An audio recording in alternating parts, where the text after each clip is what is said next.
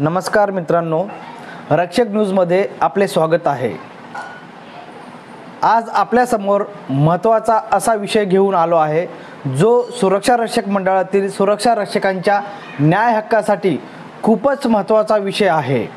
महाराष्ट्र राज्य स्थापित सर्व जिल्ह्यातील सुरक्षा रक्षक मंडळाचे एकत्रीकरण होऊन सक्षम मंडळ व्हावे ही मागणी बऱ्याच वर्षापासून सुरक्षा रक्षक लावून धरत आहेत आणि शासनाने तयार केलेले अहवाल सुद्धा हेच म्हणत आहे। मग अडचण कुठे आहे हेच कळत नाहीये। आपण आता वळूयात आपल्या महत्त्वाच्या विषयाकडे। शासनाचे पत्र क्रमांक UWA 2018 प्रकरण 95 कामगार 5 उद्योग ऊर्जा व कामगार विभाग मंत्रालय मुंबई दिनांक 10 एप्रिल 2018 अन्वये माताडी सुरक्षा रक्षक मंडळाच्या कार्यालयीन कामकाजाची चौकशी करण्याबाबत एक सदस्यीय चौकशी समितीमार्फत चौकशी करण्याबाबतचा निर्णय शासनाने घेतला होता। समितीने मंडळाच्या कामकाजाची व मंडळामार्फत राबवल्या जाणाऱ्या योजनांची अंमलबजावणी अधिनियमातील तरतुदीनुसार करण्यात येते किंवा कसे याची सखोल चौकशी करण्याबाबत निर्देश त्यावेळी दिलेले होते।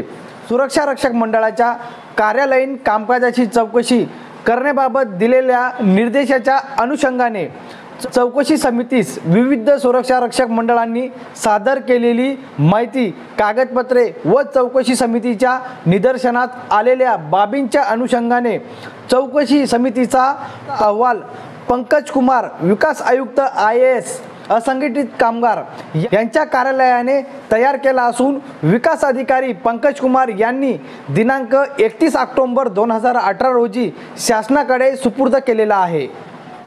शासनाच्या आदेशाच्या अनुषंगाने विकास आयुक्त असंघटित कामगार कार्यालय यांनी दिनांक 23 मे 2018 रोजीचे पत्रान्वये सह आयुक्त कामगार यांच्यामार्फत राज्यातील सर्व सुरक्षा रक्षक मंडळाकडून उक्त अधिनियमांतर्गत राबविण्यात येणाऱ्या योजना व त्यांच्या अंमलबजावणीची पद्धत, मंडळातील कामगार व मालक प्रतिनिधींची नावे, मागील 5 वर्षांमध्ये 5 प्राप्त झालेल्या लेखी तक्रारी तथा वृत्तपत्रामध्ये प्रसिद्ध झालेल्या प्रतिकूल बातम्या तसेच लेखापरीक्षणाचा तपशील सादर करण्यास विलंबाबाबतची कारणे इत्यादी माहिती मागवण्यात आली होती।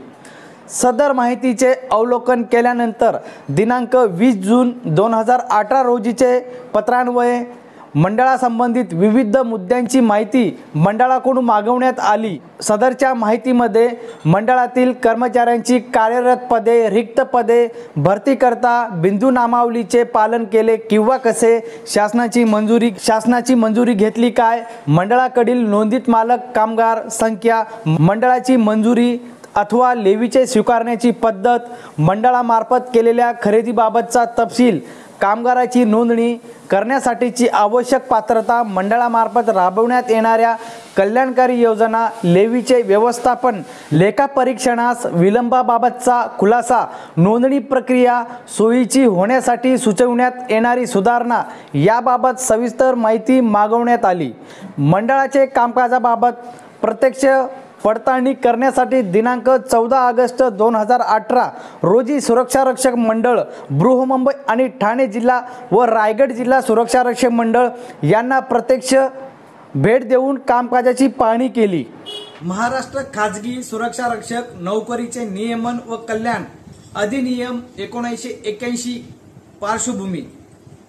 राज्यातील कारखाने व आस्थापनांमध्ये कार्यरत असलेल्या खाजगी सुरक्षा रक्षकांची त्यांच्या नियोक्ता ठेकेदाराकडून होणारी पिळवणूक थांबवण्यासाठी, नोकरीचे नियमन करण्यासाठी, त्यांच्या नोकरीबाबत अधिक चांगल्या सेवासरती तयार करण्यासाठी, त्यांना कल्याणकारी योजनेचे फायदे देण्यासाठी महाराष्ट्र शासनाने महाराष्ट्र खाजगी सुरक्षा रक्षक नोकरीचे नियमन व कल्याण अधिनियम 1981 अंमलात आणला आहे।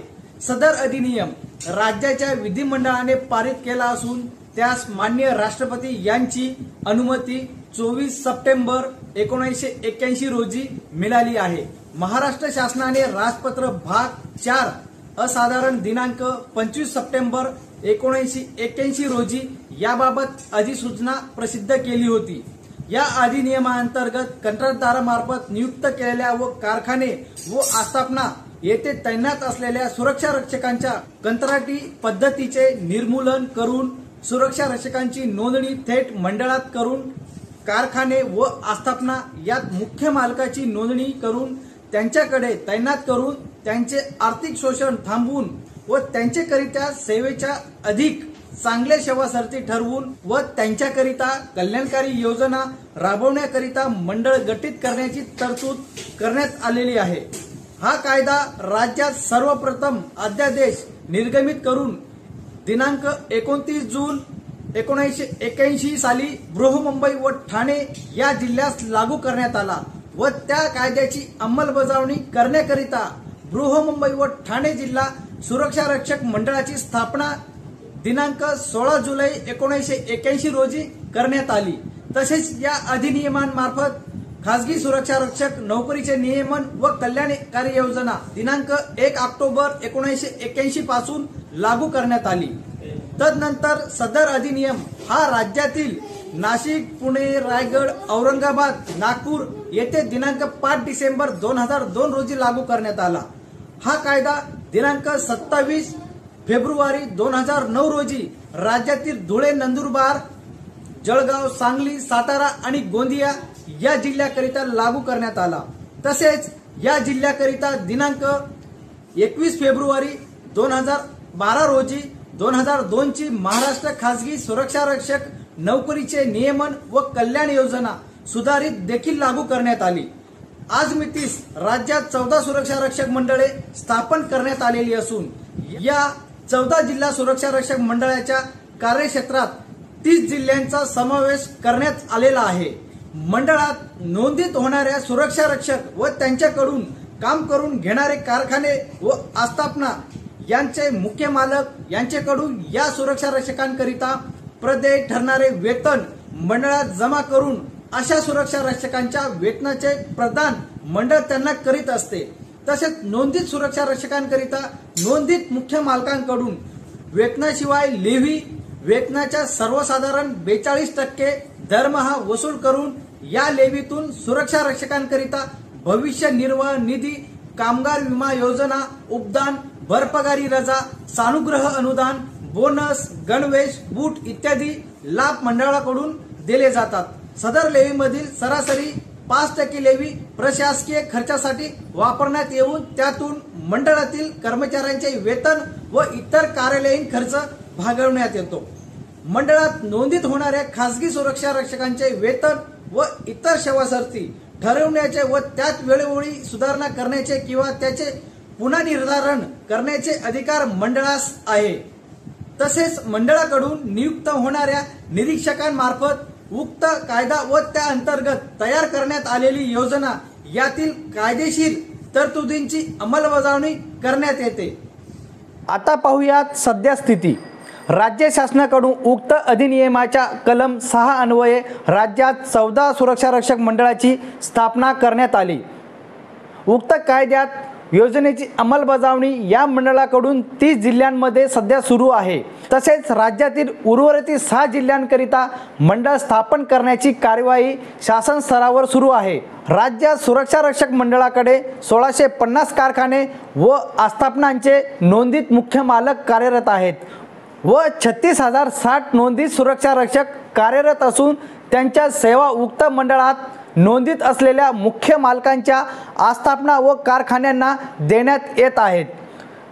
14 सुरक्षा रक्षक मंडळांकडून नोंदीत सुरक्षा रक्षकांकरिता दरमहा सरासरी 13,000 इतके वेतन मंडळामध्ये जमा होऊन त्याचे प्रदान केले जाते। तसेच या वेतनावर सर्वसाधारणपणे 42% लेव्ही आकारून त्याद्वारे सरासरी सुमारे रुपये 5,460 प्रति सुरक्षा रक्षक लेव्ही मंडळात दरमहा जमा होते। यातून सुरक्षा रक्षकांना भविष्य निर्वाह निधी, कामगार विमा योजना यासारख्या सामाजिक सुरक्षेचे फायदे दिले जातात व या लेव्हीतून त्यांचा बोनस, सानुग्रह अनुदान, भरपगारी रजा व इतर अनुज्ञेय आवश्यकतेच्या तरतुदी करून लाभ प्रदान केले जातात। यातील 5% लेव्ही ही प्रशासन चालवण्याकरिता व इतर प्रशासकीय बाबींवर खर्च केली जाते। राज्य शासनाच्या कामगार विभागाने सन 2006 मध्ये एक शासन निर्णय निर्गमित करून राज्यातील सरकारी विभाग, कार्यालय, उपक्रम यांनी शासनाने गठीत केलेल्या सुरक्षा रक्षक मंडळाकडून नोंदीत सुरक्षा रक्षक घ्यावेत असे निर्देश दिलेत। त्यास अनुसरून सार्वजनिक आरोग्य विभाग, औद्योगिक प्रशिक्षण संस्था, शासकीय तंत्रनिकेतन, सार्वजनिक बांधकाम विभाग, सरकारी रुग्णालये, केंद्र शासनाचे उपक्रम जसे की उदाहरण JNPT, महानगरपालिका, महापालिका इत्यादी विभागांनी त्यांच्याकडे खाजगी एजन्सी मार्फत कार्यरत असलेल्या सुरक्षा रक्षकांची मंडळ नोंदणी करून ते मुख्य मालक म्हणून मंडळात नोंदीत झाले आहेत किंवा मंडळाकडे नोंदीत असलेल्या सुरक्षा रक्षकांच्या सेवा मंडळाकडून त्यांनी घेतलेल्या असून त्यांचे वेतन व लेवी त्यांच्याकडून मुख्य मालक म्हणून सुरक्षा रक्षक मंडळाकडे दरमहा जमा केली जात आहे। आता पाहूयात निरीक्षणे व निष्कर्ष। शासनाने चौकशी समितीमार्फत सुरक्षा रक्षक मंडळांची चौकशी करण्याबाबतचे आदेशामध्ये दिलेल्या निर्देशाप्रमाणे चौकशी समितीस विविध सुरक्षा रक्षक मंडळांनी सादर केलेली माहिती, कागदपत्रे व चौकशी समितीस निदर्शनात आलेल्या बाबींच्या अनुषंगाने चौकशी समितीचे निरीक्षणे सादर करण्यात आले। आता पाहूयात आस्थापना विषयक व प्रशासकीय बाबी। पदभरती व पदोन्नती शासनाने स्थापित केलेल्या सर्व सुरक्षा रक्षक मंडळांनी मंजूर पदे भरताना शासन निर्णय क्रमांक BCC 1097/2/2/97/16 ब दिनांक 29 मार्च 1900 व BCC 1097/63/16 ब दिनांक 18 ऑक्टोबर 1997 अन्वये बिंदू नामावलीचे पालन करणे अपेक्षित होते। तथापि 4 मंडळांनी पदभरती केली असून बिंदू नामावलीचे केल्याचे दिसून येत नाही। आता पाहूयात खरेदी व मालमत्ता। शासन निर्णय क्रमांक KS 1088/25/12 उद्योग 6 दिनांक 2 जानेवारी 1992 व KS 2014/82/3 उद्योग 4 दिनांक 30 ऑक्टोबर 2015 अन्वये शासनाच्या अंगीकृत मंडळामध्ये खरेदी करताना अवलंबण्याची कार्यप्रणाली नमूद केलेली आहे। तथापि सुरक्षा रक्षक मंडळामध्ये खरेदी प्रक्रिया करताना निविदा प्रक्रिया राबवण्यात आल्याचे दिसून येत नाही। 14 जिल्हे सुरक्षा रक्षक मंडळांमार्फत दैनंदिन कामकाजाकरिता वेगवेगळ्या सॉफ्टवेअर करिता रुपये 38,69,049 एवढा खर्च केला जातो व हार्डवेअर करिता रुपये 1,47,49,707 एवढा खर्च केला जातो। यावरून सर्व मंडळांनी वेगवेगळे सॉफ्टवेअर घेतले असल्याचे आढळून आले। सर्व मंडळांचे कामकाज एकसारखे असल्याने यासाठी जर एकच सॉफ्टवेअर खरेदी करण्यात आले असते तर सदर खर्चात भरपूर प्रमाणात बचत करणे शक्य झाले असते। 6 सुरक्षा रक्षक मंडळांनी कार्यालय भाडे तत्वावर घेतले आहेत व त्यापैकी एका मंडळाने सार्वजनिक बांधकाम विभागाकडून भाड्याचे निर्धारण करून घेतलेले नाही।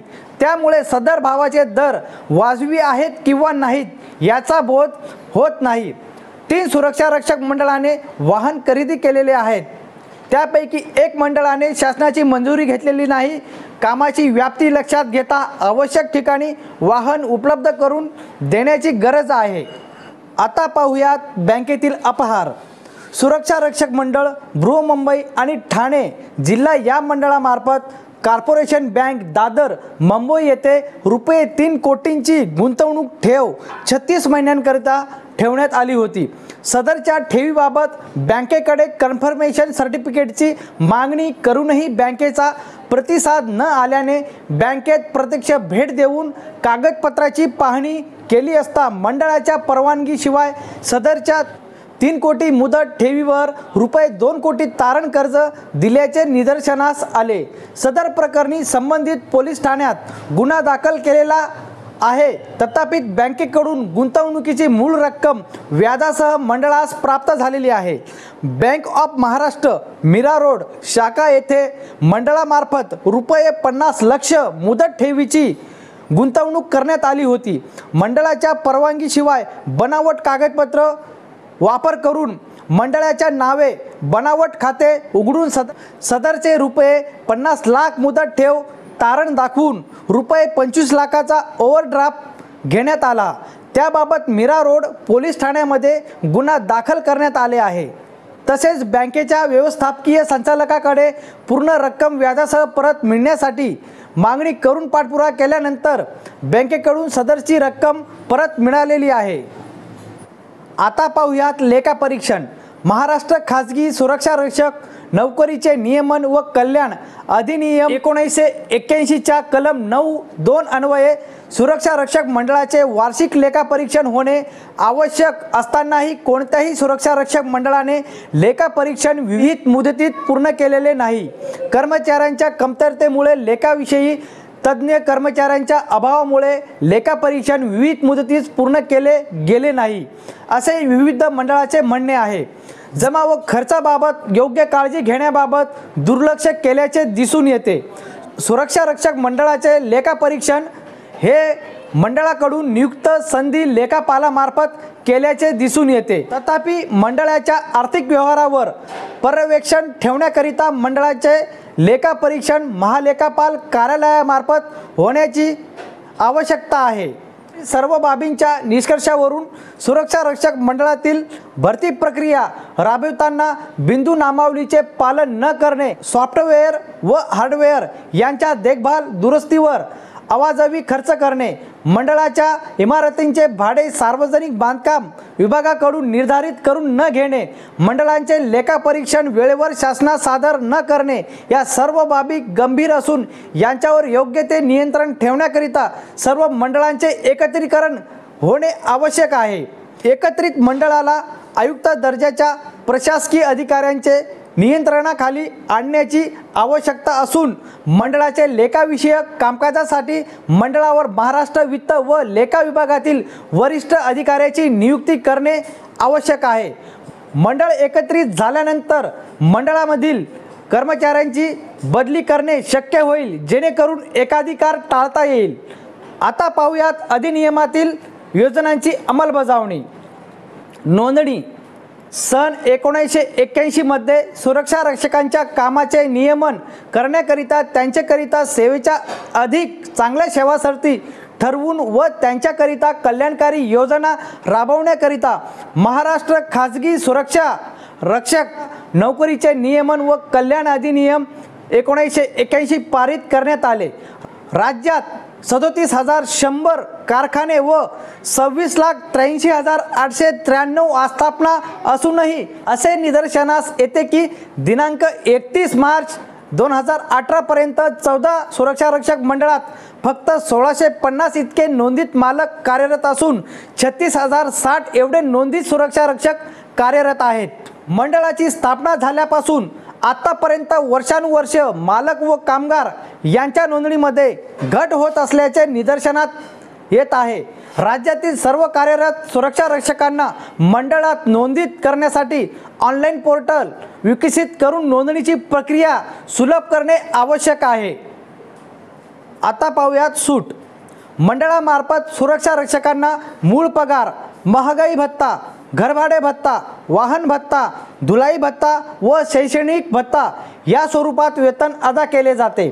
विविध आस्थापनांना सुरक्षा रक्षक पुरवणाऱ्या एजन्सीमार्फत सुरक्षा रक्षकांना मंडळाने विहित केल्याप्रमाणे वेतन व इतर आर्थिक लाभ देण्याचे मान्य करून अशा एजन्सीकडून अधिनियमातील तरतुदीप्रमाणे सूट मिळवण्यासाठी शासनाकडे अर्ज सादर केले जातात. तथापि अशा एजन्सीला शासनाकडून सूट प्राप्त झाल्यानंतर मंडळाने विहित केलेले सर्व लाभ संबंधित सुरक्षा रक्षकांना मिळत असल्याबाबत मंडळाकडून निरीक्षणाद्वारे वेळोवेळी खातरजमा केली जात नसल्याने दिसून येते. G4S secure solution India private limited Pune यांना दिनांक 18 एप्रिल 2017 रोजीच्या अधिसूचनेद्वारे देण्यात आलेली सूट रद्द करण्यात आली आहे. पसारा अधिनियमांतर्गत नोंदीत सर्व सुरक्षा रक्षक एजन्सी मार्फत कार्यरत सुरक्षा रक्षक व त्यांचे मुख्य मालकांना मंडळात नोंदित करण्यासाठी अधिनियमामध्ये सुधारणा करण्याची आवश्यकता आहे।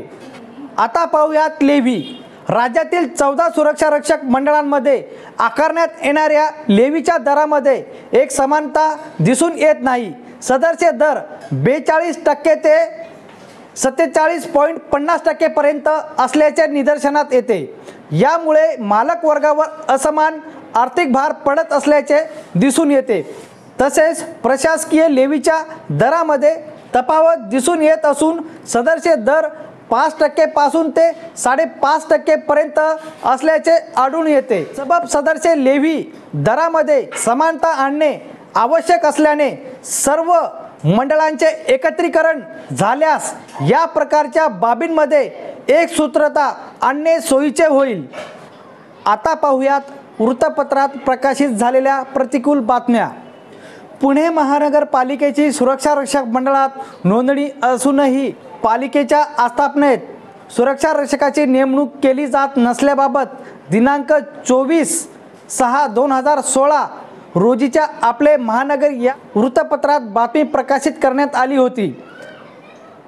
बृहन्मुंबई आणि ठाणे जिल्हा सुरक्षा रक्षक मंडळाच्या भरती प्रक्रियेत मोठ्या प्रमाणावर अनियमितता झाल्याचे ठाणे लाचलुचपत प्रतिबंधक विभागाच्या चौकशीतून समोर आल्याची बातमी 1/1/2017 रोजीच्या महाराष्ट्र टाइम्स या दैनिकात बातमी प्रकाशित करण्यात आली होती। बृहन्मुंबई आणि ठाणे जिल्हा सुरक्षा रक्षक मंडळाच्या 28 सुरक्षा रक्षकांची संशयास्पद भरती करण्यात आली असे दिनांक 20/3/2017 पुण्यनगरी या दैनिकात बातमी प्रकाशित करण्यात आली होती। उपरोक्त नमूद बाबींवरून असे निदर्शनात येते की मंडळ प्रशासनाकडून कामकाजामध्ये हलगर्जीपणा हेतुपूर्वक होणारे गैरप्रकारांवर आळा घालण्यासाठी नोंदणी पारदर्शक पद्धतीने ऑनलाईन पोर्टलद्वारे करण्याची आवश्यकता आहे। कल्याणकारी योजना सुरक्षा रक्षक मंडळांमार्फत अधिनियमामध्ये नमूद केल्याप्रमाणे कामगारांच्या आरोग्य सुरक्षा व कल्याणासाठी सामाजिक सुरक्षेची कल्याणकारी योजना सुरक्षा रक्षक मंडळांमार्फत राबवण्यात येत असल्याचे दिसून येत नाही। कामगार राज्य विमा योजना लागू असलेल्या जिल्ह्यातील सर्व मंडळांना सदर योजना लागू आहे। फक्त 4 मंडळामार्फत अपघात विमा पॉलिसी घेतल्याचे दिसून येते। तथापि कामगारांसाठी आरोग्यविषयक शिबिरे सुरक्षाविषयक साधने इत्यादी पुरवल्याचे दिसून येत नाही।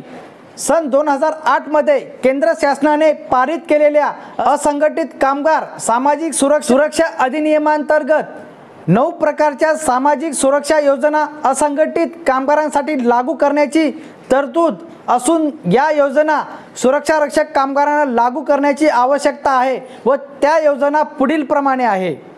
केंद्र शासनामार्फत राबवण्यात येणाऱ्या योजना 1. जीवन विमा व अपंगत्व विमा योजना 2. आरोग्य आणि प्रसूती लाभ योजना 3. निवृत्ती वेतन योजना। राज्य शासनामार्फत राबवण्यात येणाऱ्या योजना 1. भविष्य निर्वाह निधी योजना 2. कामाच्या ठिकाणी दुखापत झाल्यास अर्थसहाय्य योजना 3. गृहनिर्माण योजना 4. पाल्यांच्या शिक्षणासाठी शिष्यवृत्ती योजना 5. कामगार कौशल्य वृद्धी योजना 6. अंत्यविधी अर्थसहाय्य योजना 7. वृद्धाश्रम योजना। आता पाहूयात सेवा कर। राज्यातील 14 सुरक्षा रक्षक मंडळांमार्फत नोंदित कामगारांना वेतन भविष्य निर्वाह निधी व उपदान अदा केले जाते। तथापि प्राप्त माहिती आधारे असे निदर्शनात आले आहे की सेवा कर विभागाकडून मुंबई व ठाणे सुरक्षा रक्षक मंडळास 2010 ते 2014 या कालावधीमध्ये एकूण रुपये 130 कोटी रकमेची 5 नोटीस प्राप्त झाल्या असून रायगड सुरक्षा रक्षक मंडळ, औरंगाबाद सुरक्षा रक्षक मंडळ, नाशिक सुरक्षा रक्षक मंडळासही अशा प्रकारच्या सेवा कर भरण्याबाबत नोटीस प्राप्त झाले आहे। फायनान्स अधिनियम 1944च्या कलम 73(1) अंतर्गत सुरक्षा रक्षक कामगारांची भरती आणि पुरवठा सेवा यापासून प्राप्त मोबदल्यावर सेवा कर लावण्यात आले आहे। जर सदरचा सेवा कर भरावयाचा झाल्यास तो मंडळाच्या लेवीमधून अदा करावा लागेल। त्यामुळे मंडळावर व नोंदीत मालकावर मोठ्या प्रमाणात आर्थिक भार पडणार आहे। नोंदीत मालक वर्गासाठी मंडळाची भविष्य निर्वाह निधी योजना EPFO कडे वर्ग केल्यास असंघटित कामगार सामाजिक सुरक्षा अधिनियमांतर्गत महाराष्ट्र राज्य सामाजिक सुरक्षा मंडळाच्या कल्याणकारी योजना सुरक्षा रक्षक कामगारास लागू केल्यास व कामाचे वाटप बंद केल्यास परिणामतः मंडळाची कामकाजाची कार्यकक्षा कमी होईल व पर्यवेक्षण करणे हे मंडळाचे मुख्य कार्य राहील व सदरच्या सेवा कराचा अतिरिक्त भार सुद्धा टाळता येईल व सर्व बाबींच्या निष्कर्षावरून वर्षानुवर्ष नोंदणीमध्ये होणारी घट राज्यात खाजगी एजन्सी मार्फत कार्यरत लाखो सुरक्षा रक्षकांपैकी अंदाजे केवळ 5 ते 10% सुरक्षा रक्षकांचीच आपली नोंदणी मंडळात करून घेणे, राज्यातील कारखाने व आस्थापना यात खाजगी एजन्सी ठेकेदारांमार्फत कार्यरत खाजगी सुरक्षा रक्षकांनी कायद्यान्वये नोंदणी बंधनकारक असताना मंडळात नोंदणी न करणे, राज्यातील कारखाने व आस्थापनांमध्ये खाजगी सूट प्राप्त सुरक्षा रक्षक एजन्सीमार्फत सुरक्षा घेण्यास प्राधान्य देणे, सुरक्षा रक्षकांनी व त्यांना तैनात करणाऱ्या मुख्य मालकांनी या कायद्याची अंमलबजावणीकरिता योग्य तो प्रतिसाद न देणे, एजन्सीमार्फत सुरक्षा रक्षकांना मंडळातील नोंदीत सुरक्षा रक्षकांच्या वेतन व इतर सेवा सूट प्राप्त पेक्षा कमी लाभ देणे व कल्याणकारी योजनांचा अभाव या सर्व बाबींच्या अनुषंगाने सध्या स्थितीमध्ये महाराष्ट्र खाजगी सुरक्षा रक्षक नोकरीचे नियमन व कल्याण अधिनियम 1981 चे पुनर्विलोकन करून आवश्यक सुधारणा करण्याची गरज आहे। सुरक्षा रक्षकांना असंघटित कामगार सामाजिक सुरक्षा अधिनियम 2008 नुसार महाराष्ट्र राज्य सामाजिक सुरक्षा मंडळ अंतर्गत सर्व लाभ उपलब्ध करून दिल्यास कामगारांचे जीवनमान उंचावण्यास मदत होईल। सुरक्षा रक्षक मंडळाच्या कार्यालयीन कामकाजाबाबत चौकशी समितीची शिफारशी आस्थापना विषयक व प्रशासकीय बाबी संबंधित 1. सर्व मंजूर केलेल्या पदांसाठी सेवा प्रवेश नियम तयार करणे, रिक्त पदांची भरती पारदर्शक प्रक्रियेद्वारे करणे व भरती करताना बिंदू नामावलीचे पालन करणे। 2. मंडळाचे लेखाविषयक कामकाजासाठी मंडळावर महाराष्ट्र वित्त व लेखा विभागातील वरिष्ठ अधिकाऱ्यांची नियुक्ती करणे। 3. कार्यालयाला सरकारी इमारतीत स्थानांतरित करण्यासाठी प्रयत्न करणे व आवश्यक ठिकाणी भाडे सार्वजनिक बांधकाम विभागाकडून प्रमाणित करून घेणे। स्वमालकीच्या स्थावर मालमत्तेचे कागदपत्र अद्ययावत करणे। 4. मंडळातील सर्व खरेदी शासन निर्णयानुसार GEM पोर्टलद्वारे करणे। 5. मंडळाचे वार्षिक लेखापरीक्षण निर्धारित वेळेवर करणे आणि अहवाल शासनास विहित कालावधीत सादर करणे। 6. बँकमधील मुदत ठेवींच्या गुंतवणुकीशी संबंधित धोके टाळण्यासाठी आवश्यक उपाययोजना करणे। 7. 6 गट्टा पद्धतीनुसार नस्ती आणि कागदपत्रे तयार करणे व ABCD वर्गीकरणानुसार नस्ती आणि दस्तऐवज वर्गीकृत करणे व अनावश्यक कागदपत्रे नष्ट करणे। 8. प्रशासकीय लेवीची टक्केवारीपेक्षा अधिक खर्च न करणे। 9. कार्यस्थळातील लैंगिक छळाच्या बाबत विशाखा मार्गदर्शक तत्वानुसार तक्रारी समिती स्थापन करणे। आता पाहूयात अधिनियमातील योजनेसंबंधित। 1. सर्व 14 सुरक्षा रक्षक मंडळांचे विलिनीकरण करून एकच सुरक्षा रक्षक मंडळाची स्थापना करणे व एकत्रित मंडळाला आयुक्त दर्जाच्या प्रशासकीय अधिकाऱ्यांचे नियंत्रणाखाली आणणे। 2. राज्यभरात कार्यरत सर्व सुरक्षा रक्षक व त्यांचे मुख्य मालक पसारा अधिनियमांतर्गत नोंदीत सर्व सुरक्षा रक्षक एजन्सीमार्फत कार्यरत सुरक्षा रक्षक व त्यांचे मुख्य मालकांना मंडळात नोंदीत करणे। 3. पसारा अधिनियमांतर्गत नोंदीत सर्व सुरक्षा रक्षक एजन्सीमार्फत कार्यरत सुरक्षा रक्षक यांचे मंडळाने निर्धारित केल्याप्रमाणे वेतन, भत्ते व इतर लाभ मुख्य मालक एजन्सी यांनी परस्पर सुरक्षा रक्षकांना अदा करणे. 4. अधिनियमातील कलम 23 मध्ये सुधारणा करून फक्त महाराष्ट्र माजी सैनिक महामंडळ मेस्को व महाराष्ट्र राज्य सुरक्षा महामंडळ यांना सूट देणे व इतर कोणत्याही सुरक्षा रक्षक एजन्सीला सूट देण्याची तरतूद रद्द करणे. 5. सुरक्षा रक्षक कामगारांचे ऑनलाईन नोंदणी, मुख्य मालकाची नोंदणी, लेवी गोळा करणे तसेच योजनांच्या अंमलबजावणीकरिता वेब पोर्टल तयार करणे. 6. विविध प्रकारचे लेवीच्या ऐवजी एक समानता आणून लेवीचे तर्कशुद्धीकरण करणे. 7. सुरक्षा रक्षक मंडळामार्फत सुरक्षा रक्षकांचे राखीव प्रतीक्षा यादी तयार करण्याची व त्यांना काम वाटपाची पद्धत बंद करणे. सुरक्षा रक्षकांसाठी प्रतीक्षा यादी तयार न करता सर्व कार्यरत सुरक्षा रक्षकांच्या नोंदणीसाठी विशेष अभियान आयोजित करणे. 8. नोंदणीकृत मुख्य मालकांची यादी व संबंधित सुरक्षा रक्षक कामगारांची यादी पोर्टलवर प्रदर्शित करणे. 9. सेवा कराच्या कक्षेतून बाहेर राहण्यासाठी काम वाटपाची पद्धत बंद करणे. 10. पात्र नोंदित मुख्य मालक वर्गासाठी मंडळाची भविष्य निर्वाह निधी योजना EPFO कडे वर्ग करणे. 11. सर्व नोंदणीकृत सुरक्षा रक्षक कामगारांना प्रधानमंत्री जीवन ज्योती विमा योजना आणि प्रधानमंत्री सुरक्षा विमा योजना या योजनांचा लाभ देणे. 12. कामाच्या वेळेस सुरक्षा रक्षक कामगाराने दर्शनीय भागी ओळखपत्र किंवा बॅच लावणे अनिवार्य करणे. 13. सर्व सुरक्षा रक्षक कामगारांची नियमित आरोग्य तपासणी करणे. 14. सुरक्षा रक्षक कामगारांच्या कौशल्य वृद्धीसाठी प्रशिक्षण आयोजित करणे. 15. सुरक्षा रक्षक कामगारांना असंघटित कामगार सामाजिक सुरक्षा अधिनियम 2008 मध्ये उल्लेखित योजनांचा लाभ देणे.